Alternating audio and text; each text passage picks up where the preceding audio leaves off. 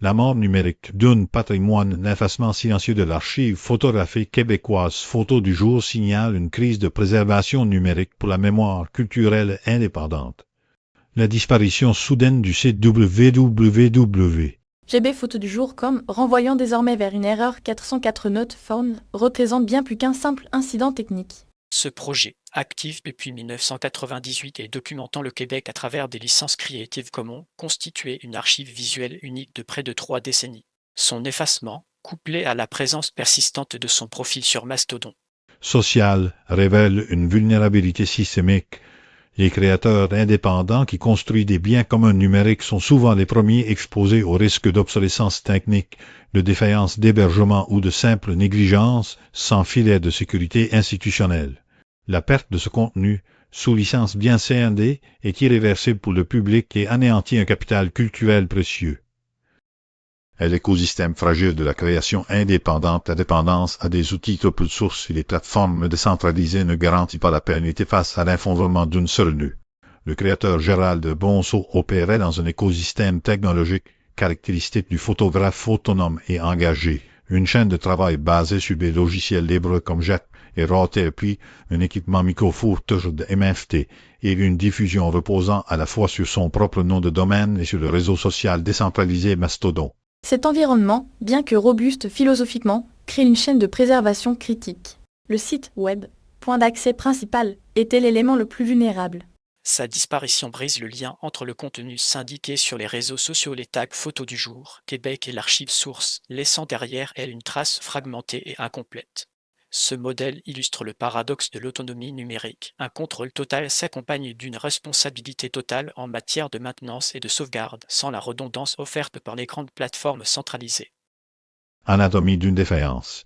De l'archive au vide numérique, l'erreur 410 secondes aurait été un signal plus honnête que le 404, indiquant une suppression délibérée plutôt qu'une simple absence temporaire.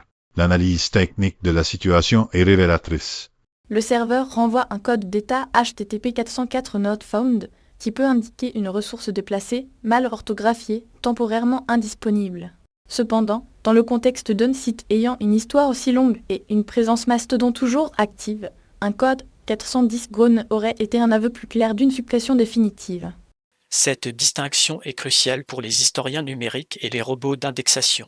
Les métadonnées sociales associées Creative Commons, Farnham, photographie persistent, créant un zombie numérique, une entité référencée et discutée dont le corps principal a disparu. L'utilisation d'une licence Creative Commons attribution non commerciale non dérive ajoute une couche de complexité juridique. Même si les photographies étaient sauvegardées ailleurs, leur redistribution légale conforme à la licence est désormais extrêmement difficile, voire impossible, sans accès aux fichiers sources originaux et à leurs métadonnées intégrées. Verdict. Un requiem pour les biens communs numériques. L'incident photo du jour doit servir de cas d'école pour instituer des protocoles de préservation décentralisés obligatoires pour tout projet culturel sous licence ouverte. La conclusion est sans appel. La philosophie du libre et de l'open source échoue si elle ne s'accompagne pas d'une doctrine tout aussi rigoureuse de préservation décentralisée. Le cas de Gérald Bonceau n'est pas un incident isolé, mais un symptôme d'une menace pesant sur la mémoire numérique indépendante.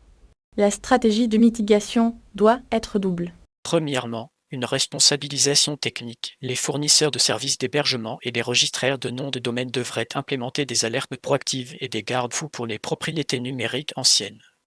Deuxièmement, une mobilisation communautaire. Les institutions patrimoniales québécoises comme Bibliothèque et Archives nationales du Québec doivent développer des protocoles de moissonnage proactif des contenus sous licence libre avant leur disparition. Le risque futur est la lente érosion, projet par projet, de la couche culturelle documentaire du web, laissant une histoire visuelle de plus en plus fragmentée et contrôlée exclusivement par les grandes plateformes commerciales.